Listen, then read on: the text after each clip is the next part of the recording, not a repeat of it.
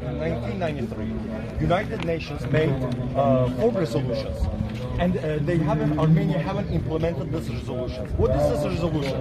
The unconditional withdrawal of Armenian troops from Azerbaijani territory. United Nations and all the 198 countries in the world recognizing Karabakh as a part of Azerbaijan. But since 1993, since 27 years, United Nations and the leader of the news groups, they haven't made any kind of right step to finish this conflict. What they have done, they just kept quiet and they thought this conflict is frozen. But right now this conflict is not frozen anymore. There's no status quo anymore.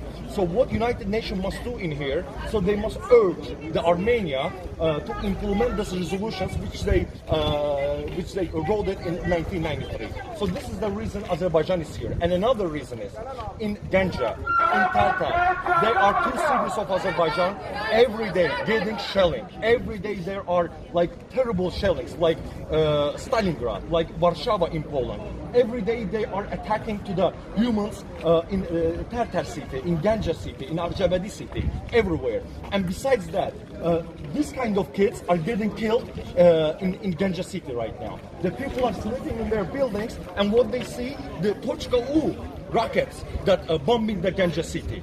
And where's Ganja? 60 kilometers away from the Karabakh. This is totally different place rather than Karabakh, but they are shelling to Ganja city. They are continuing their Azerbaijan is also shelling in Karabakh. Azerbaijan shelling in Karabakh. Karabakh is our territory. Okay, we are in the middle of the fight. No. We are shelling there only military places. We are not shelling in Stepanakert or in Martuni or in Agdara, the places that which is the civilians are. No, we are only. Armenia is also doing similar claim that they're only shelling on military bases. Okay, but if we're gonna take a look at it, what's going on in past 15 days, what we have done, we are only shelling the military positions of Armenia. And what happened yesterday, from the Armenian territory, from Vardinis, they were pointing the Elbrus rockets to Azerbaijan. And Azerbaijan, what did Azerbaijan do? Azerbaijan attacked to that Vardinis military equipment, not to the Vardinis region itself. So what we are doing, we are attacking to the military places so Azerbaijani civilians can stay safe. We are not shelling the people. Right now there is nobody in Stepanakert, in Khan Kendi. Right now nobody is in Agdara. Everybody is already evacuated. But people in Tartar still living in Tartar. People in Ganja still living in Ganja. Only the city of Tartar is 110,000 people. It's altogether it's more than all the Nagorno-Karabakh.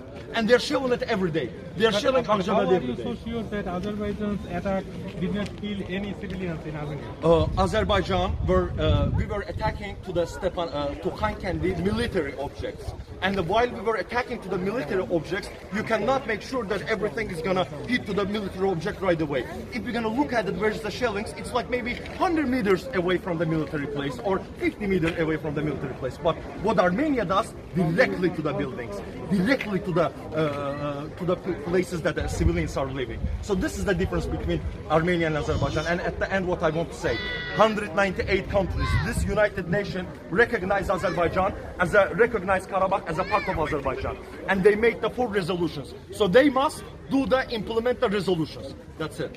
So what do you think is the solution to this conflict? Solution to this conflict, just like I said, if they're gonna start to implement these resolutions, the resolutions which is clearly saying the unconditional withdrawal of the Armenian troops from the Karabakh region. That's it. This is the easiest way to solve this problem. But they haven't done it in 27 years because they thought there's a status quo, but there is no status quo anymore. So they must urge Armenia to implement the resolutions in Karabakh One question now. from my colleague. Yes, sir. There have been, sir. This is how they are killing the Geneva Convention. This is what they have done. They are killing the Geneva Convention. So, except from Azerbaijan and Armenia, there are some lots of other countries now involved there, like Turkey, like Russia, Okay. like Iran. So, how do you see that? Okay, the, I will the other explain. countries? Okay, I will explain now very easily. Right now, Turkey militarily not helping Azerbaijan in any matters. What Turkey does, they are morally, they are just diplomatically every day saying that the UN is not implementing the resolutions. 27 years Azerbaijan been waiting, so implement the resolutions. Turkey is the power in the region right now, so they're morally helping us. But if you're gonna ask me about Only morally, they are also helping you with the military. No, we have no military equipment, we have no military personnel fighting from Azerbaijani side with the Armenians. No, but that's true that we bought the equipment from military equipment from Turkey. We are also buying from Russia. We are also buying from the east countries of Europe. So this is all normal. But military personnel, or they are saying the Syrians are fighting. They are saying terrorists are fighting. We are the nation of 10 million people. We don't need any Syrians to liberate our Karabakh. 10 million Azerbaijani in Azerbaijan, 30 million outside is enough. We don't need no terrorists. My question was that different countries are now taking different sides. So do you think that can jeopardize, because Russia and other countries like European Union, they are also members of the European of United Nations. So do you think it can jeopardize the problem? It can Create some problem? Yes, I will put it in this way. First of all, we have the Minsk group, United States, Russia, and France. They are the one who must basically involve to this conflict and make a solutions. But what we see, starting from day number one, France and Macron are in the Armenian side. If they are neutral, how they are taking the Armenian side? Or Russia, they are supplying them the military equipment to Armenia. And you know for how much? For free. They are not charging Armenia with any kind of the military fees. They are just giving the military to them. And they are in the Minsk group. So where's the neutralism in here? What we want is, we want Germany make a step and be the one of the conflict solution country in this conflict. So they're more where's the Armenian propaganda or Armenian diaspora is big, like a France or United States or LA. We don't need this. So the countries like gets involved, they must come with a solution. And you know what's the solution? Resolution of the United Nations is the solution. Thank you. I have just last one question. Yes, sir. The problem is that some people in our area, they misunderstood the conflict. Do you think it's a conflict between the religions or two countries? No. Is it anywhere between Muslims and Christians? Okay. Anywhere?